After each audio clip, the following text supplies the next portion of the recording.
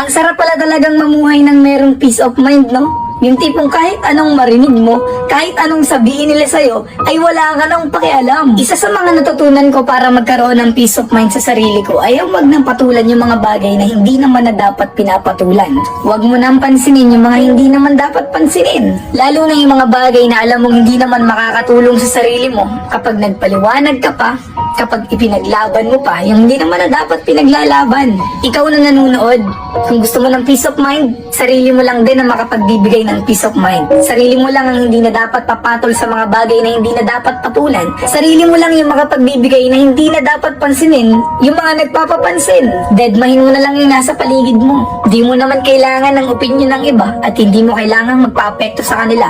Dahil naniniwala pa rin ako na ikaw at ikaw lang din talaga ang makakatupad ng mga bagay na gusto mo. Maniwala ka sa sarili mo, sabayan mo ng paniniwala sa taas at huwag ka makinig sa mga negatibong komento ng ibang tao na hindi makakatulong sa